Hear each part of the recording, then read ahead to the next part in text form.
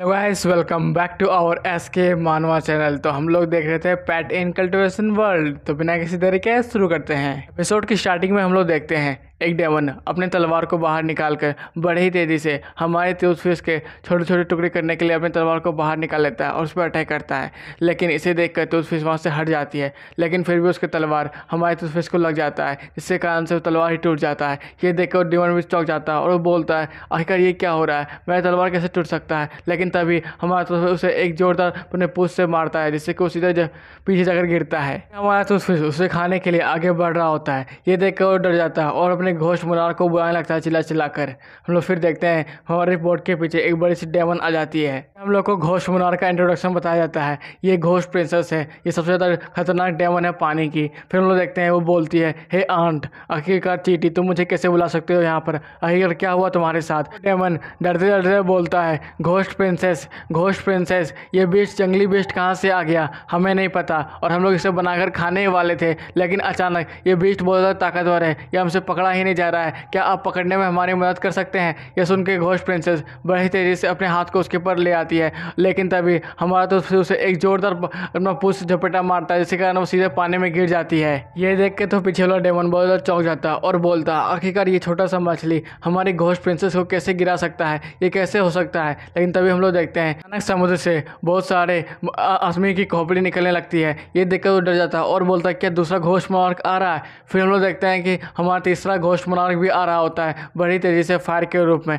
फिर वो दोनों आकर सामने खड़े होते हैं और बोलते हैं, आखिरकार क्या चल रहा है यहाँ पर, एक छोटी सी मछली हमें इतना तंग कैसे कर सकती है, और तुम तो एक बहुत ज़्यादा ताकतवर डेमन हो, तुम एक छोटी सी मछली को नहीं संभाल सकते हो। चलो हमें भूख लगी है, तो लो मैं ही भी उसे पका कर दे देता हूँ तुम्हें। लेकिन जैसे ही हमारा बॉन्ड डेमन उसके पास जाता है तो देखता है कि वो हमारी टूथफिश से बहुत ज़्यादा घूर कर देख रही होती है। इसी कारण से उसके तो स्पैन कोड में ही बहुत ज़्यादा दर्द उठने लगता है और बोलता है कि मुझे डर क्यों लग रहा है। फिर वो अपने आप को संभालता है और बोलता है, मैं इस सी का घोस्ट बॉन्ड डेमन हूँ और मैं ज़्यादा डर कैसे सकता हूँ। फिर वो अपने इविल एनर्जी को चारों तरफ फैलाने लगता है और बोलता है, एक छोटी सी मछली मुझे नहीं डरा सकती है। वो बोलता है इविल एनर्जी से उस पर अटैक करने की कोशिश करता है, लेकिन तभी हम लोग को टूथफिश को देखते हैं जिसके मुंह में पानी आ रहा होता है। ये देखकर वो चौंक जाता है और बोलता है, क्या ये मछली मुझसे डर क्यों नहीं रही है। लेकिन तभी हमारा टूथफिश सीधे उस पर अटैक कर देता है और उसका बॉन्ड को खाने लगता है। ये देखकर और भी ज़्यादा वो डर जाता है और बोलता है, क्या ये छोटी सी मछली मेरे बॉन्ड को कैसे खा सकती है, मेरा बॉन्ड तो बहुत ताकतवर और बहुत ही स्ट्रॉन्ग है, आखिरकार मैं अपनी एनर्जी को यूज़ भी नहीं कर पा रहा हूँ, आखिरकार मेरे साथ हो क्या रहा है। फिर वो बोलता है, अगर इसी तरह चलता रहा तो मैं जल्दी खत्म हो जाऊँगा। फिर वो अपनी बहुत सारी इविल एनर्जी को एक साथ रिलीज करता है, जिसके कारण से वो छोटे छोटे खोपड़ी में बदल जाता है और सीधे पानी में चले जाता है। ये देखकर तो फायर डेमन और भी ज़्यादा चौंक जाता है और बोलता है, क्या तुम इसके साथ अपने समय को बर्बाद कर रहे हो, हम लोग को लड़ने भी जाना है। फिर वो अपने फायर एनर्जी को बाहर निकाल कर सीधे उसके ऊपर अटैक करता है। ये सब देखकर वो डेमन तो और भी ज़्यादा चौंक जाता है और बोलता है, क्या बॉन्ड डेमन भी उस छोटी सी मछली को नहीं संभाल पा रहा है। इधर हम लोग देखते हैं फायर डेमन का अटैक को हमारी फेस सीधा अपने मुंह में निकल जाती है। ये देखो और भी चौंक जाता है और बोलता है, मैं भी देखूँ आखिरकार तुम्हारा पेट कितना बड़ा है। फिर वो बहुत सारा ही अटैक करने लगता है उसके ऊपर, जिसके कारण से हम लोग इधर देखते हैं हमारे गाँव के ऊपर जहाँ पर सनबू सो रहा होता है। अचानक उसे कुछ महसूस होता है और वो बोलता है, क्या मेरा फायर पावर तो बहुत तेज़ी से बढ़ रहा है, आखिरकार मेरी टूथफिश क्या खा रही है, आखिरकार ये हो क्या रहा है। लेकिन थोड़ी देर में हमारा सनबू का फायर पावर अचानक बहुत ज़्यादा तेज़ी से बढ़ने के कारण उसका शरीर गर्म होने लगता है। ये देखकर वो चौंक जाता है और बोलता है, आखिरकार वो बास्टर्ड मछली खा क्या रही है, जिसके कारण से मुझे इतना ज़्यादा गर्मी लग रही है और तो मेरा शरीर पूरी तरह से जलने लगा है, अब उसे खाना रोकना भी चाहिए। फिर हम लोग देखते हैं हमारा सनबू उसके पास चले जाता है और बोलता है, ये बास्टर्ड आखिरकार तुम खा क्या रही हो। फिर हम लोग इधर देखते हैं सनबू जो कि अपना सोल फॉर्म में आ जाता है और देखने लगता है आखिर वो चल क्या रहा है वहाँ पर। हम लोग फायर डेमन को देखते हैं जो कि बोल रहा होता है, ये मछली तो मेरे फायर को भी खा सकती है, क्या ये सब कुछ खा सकती है। फिर हम लोग देखते हैं सनबू को जो कि वहाँ पर पहुँच चुका होता है। वो बोलता है, तुम यहाँ पर किसी अनजान जगह पर पहुँच गई हो और यहाँ पर जो मंसो खा रही हो, तुम्हें पता है इसी कारण से हमारा पूरा घर जल सकता था। फिर हम लोग देखते हैं सनबू को जो कि देखने लगता है और बोलता है, मेरे हिसाब से ये तो घोस्ट टाउन हो सकता है, आखिरकार तुम इतनी दूर कैसे पहुँच सकती हो, क्या हमारे विलेज के बाहर ही घोस्ट टाउन है। फिर हम लोग देखते हैं बहुत ज़्यादा तेज़ी से वहाँ पर कुछ तूफान उठने लगता है। ये देख कर सबको चौंक जाते हैं और बोलता है, आखिरकार ये क्या हो रहा है। हम लोग देखते हैं वहाँ पर घोस्ट लॉर्ड आता है और बोलता है, आखिरकार तुम लोग और भी ज़्यादा कमज़ोर और भी कमज़ोर होते जा रहे हो, क्या तुम लोग खाते नहीं हो क्या? फिर वो शिव के पास आ जाता है और बोलता है, आखिरकार ये बताओ यहाँ पर क्या चल रहा है? फिर हम लगता है एक डेमन आता है और बोलता है, माय लॉर्ड, एक छोटी सी मछली यहाँ पर आ चुकी है और हमें बार बार परेशान कर रही है, इसलिए हम लोगों ने घोस्ट प्रिंसेस, घोस्ट सी डेमन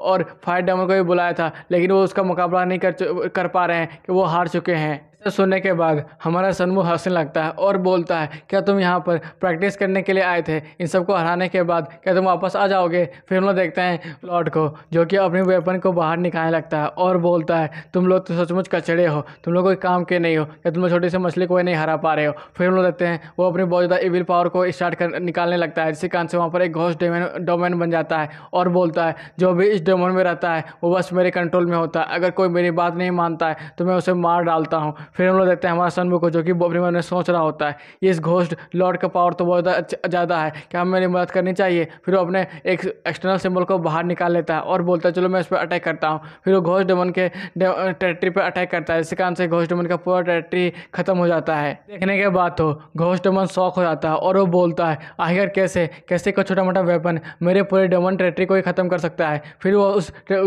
आर्टिफैक्ट के पास चले जाता है और उसे पकड़ने की कोशिश करता है। फिर वो देखता है उसका जो पावर होता है वो हमारे घोस्ट डेमन के भी एनर्जी को सप्रेस कर रहा होता है। ये देख के वो चौंक जाता है और वो बोलता है, क्या मेरी एनर्जी को भी इसने सप्रेस कर दिया? ये कैसे हो सकता है? हम लोग देखते हैं सनबो को जो कि बोल रहा होता है, मुझे नहीं पता था ये जो ऑर्डर है ये इतना ज़्यादा ताकतवर होगा जिससे कि सारे इविल एनर्जी को सप्रेस कर पाए, और तो और इसकी मदद से मैं सारे इविल एनर्जी को ख़त्म कर सकता हूँ यहाँ पर। फिर हम लोग देखते हैं बहुत सारे आदमियों को जो कि आपस में बात कर रहे होते हैं, क्या हमें उनकी मदद करनी चाहिए? ये बात सुन के भी दूसरा डेमन बोलता है, हाँ, हमें सब मिलकर अटैक करते हैं उस बच्चे पे जिससे कि वो मारा जाए। सुनने के बाद घोस्ट लॉर्ड से चिल्ला कर बोलता है, यू बास्टर्ड, तुम लोग क्या सचमुच यहाँ पर मरना चाहते हो? क्या तुम नहीं देख पा रहे हो उसका जो ऑर्डर कितना ज़्यादा साइन कर रहा है? ये देखने के बाद बाकी ये डेमन उसे देखने लगते हैं और बोलते हैं, क्या ये सचमुच इतना ज़्यादा ताकतवर है? फिर हम लोग देखते हैं दूसरा आदमी वो बोलता है, ये तो स्प्रिंग है, ये तो येलो स्प्रिंग है। ये सुनने के बाद सब लोग बोलने लगते हैं, क्या एक येलो स्प्रिंग ने हमारे एक बीस्ट के ऊपर ट्रस्ट किया? ये कैसे हो सकता है? ऐसा सुनने के बाद हमारा सनमुख चिढ़ जाता है और वो बोलता है, आखिरकार तुमने किसे बेस्ट कहा? फिर हम लोग देखते हैं सनमुख को कुछ दिमाग में आता है और वो बोलता है, क्या मैं अभी तक टूथफिश होकर ही बात कर रहा था उनसे? मुझे तो ये विश्वास ही नहीं हो रहा है। हम लोग इधर देखते हैं घोस्ट लॉर्ड को जो कि उसके पास आता है और वो बोलता है, क्या ये आर्टिफैक्ट तुम्हारा है? क्या सचमुच ये आर्टिफैक्ट तुम्हारा है? फिर हम लोग देखते हैं हमारे सनमुख को जो कि बोल रहा होता है टूथफिश होकर कि हाँ, ये आर्टिफैक्ट मेरा है, क्या तुम सचमुच अभी हमसे लड़ना चाहते हो? सुनने के बाद घोस्ट लॉर्ड कुछ दिमाग में सोचने लगता है। वो बोलता है, इसके पास तो येलो स्प्रिंग की पावर है, ये आर्टिफैक्ट बहुत ज़्यादा कमाल का है, इसके कारण से अंडरवर्ल्ड पे हमारा कंट्रोल हो सकता है। क्या मैं सचमुच इस बच्चे को हराकर इस टोकन को ले लूँ या फिर इस बच्चे के साथ हाथ मिला लो? इसकी वजह से हम लोग को बहुत ज़्यादा फ़ायदा हो सकता है। फिर हम लोग देखते हैं एक फायर डेमन को जो कि बोलता है, क्या हम लोग सचमुच इस मछली को मारने वाले हैं? यह सब सुनने के बाद घोस्ट लॉर्ड बोलता है, तुम लोगों को चिंता करने की ज़रूरत नहीं है, मैं अपने घोस्ट डेमन को आराम से बचा सकता हूँ। फिर वो धीरे धीरे कर वहाँ पर जाने लगता है और बोलता है, हम लोग को घोस्ट डेमन बचाने के लिए बस एक ही चीज़ करनी चाहिए, वो है हम लोग को सबमिट कर देना चाहिए। फिर हमारे सनवो के पास झुक जाता है और वो बोलता है, आज से आप यहाँ के होली लॉर्ड है, तो क्या आप ये स्वीकार करते हैं और हम लोग को नया जीवन देते हैं? आज से ये पूरे डोमेन आपका होगा। ये सुन के तो हमारा सनवो चौंक जाता है। वो बोलता है, क्या?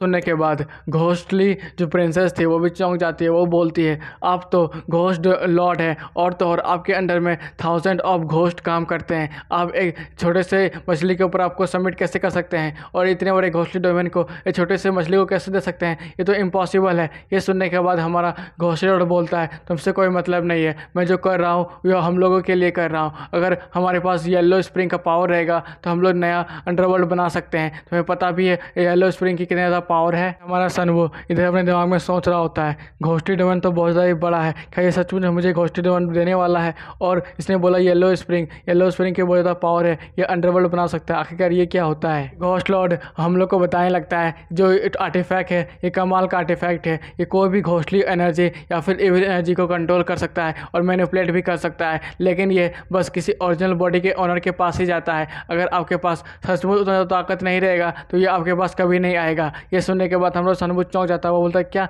मेरे पास सचमुच ताकत है? वो बोलने लगता है हाँ क्या तुम मजाक कर रहे हो, मेरे पास उतना भी ताकत नहीं है। ये सुनने के बाद बाकी के सारे डेमन भी बोलने लगते हैं क्या सचमुच? मैं तो बॉन्ड डेमन हूँ लेकिन मेरे पास उतना ज़्यादा ताकतवर नहीं है, इसलिए तो देखो मेरे पास उतना ज़्यादा ताकतवर नहीं है, मैं तुरंत हार गया। ये सुनने के बाद फायर डेमन भी बोलता है हाँ हाँ तुम सही बोल रहे हो, हमारी जो हॉली लॉर्ड है वो बहुत ज़्यादा ताकतवर है। सुनने के बाद हमारी घोंसली प्रिंसेस कुछ तो अपना दिमाग लगा रही होती है। वो बोलते हैं क्यों ना मैं इसे यहीं पर रख लूँ और इसे पटाकर इस टोकन को लेकर यहाँ की रानी बन जाऊँ, ये उसके दिमाग में चल रहा होता है। इसी के साथ ये एपिसोड में ही ख़त्म होता है गाइस। अगर आपको अच्छा लगा हो लाइक सब्सक्राइब और एक कमेंट करना बिल्कुल मत भूलना। बाय बाय टाटा सायोनारा, फिर से मिलेंगे, टाटा।